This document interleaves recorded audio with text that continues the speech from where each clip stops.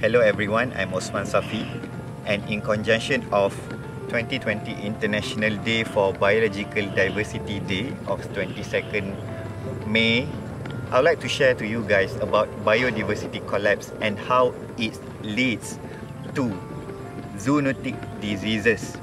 So before we go to this cause or argument, I would like to share to you guys what actually biodiversity means.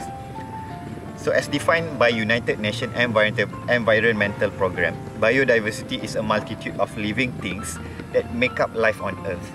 It encompasses about 8 million species also on the planet, including plants, animal, which is in macroorganism classes, and we have microorganism classes including fungus and bacteria, even towards the cellular level.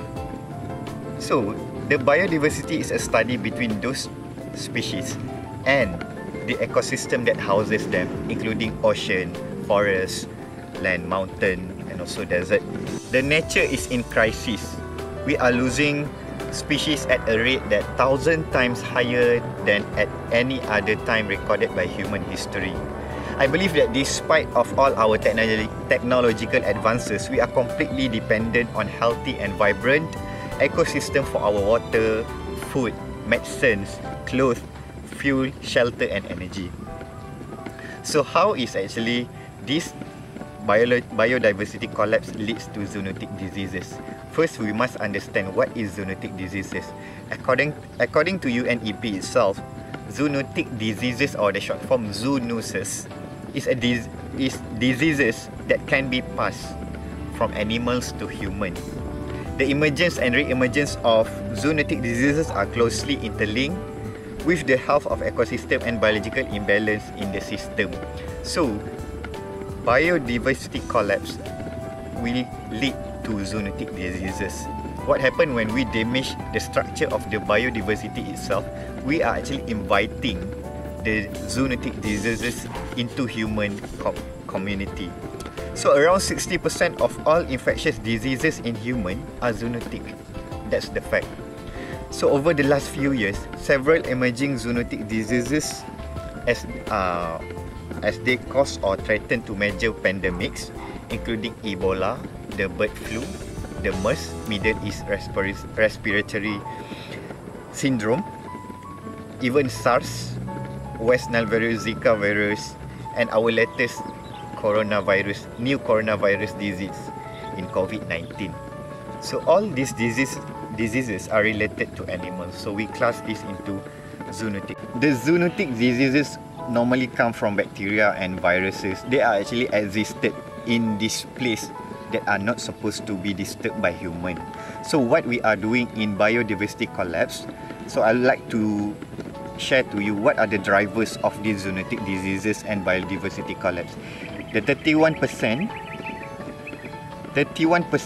from these drivers are land use, which is the highest share, followed by 15% of agricultural industry, and 3% from bushmeat, which is the minimal cost. The bushmeat includes when people are not supposed to eat what are they eating, including wildlife and animals that are highly rare to be served as cuisine, like what happened in COVID-19.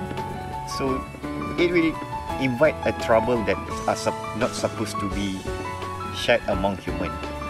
So when we as a human develop this urbanization and deforestation, we are actually penetrating the area of these zoonotic bacteria and viruses. And then when it passes to human, either from your pet, livestock, or directly engage with human, it will become an unmanageable and a very rare disease for human to face.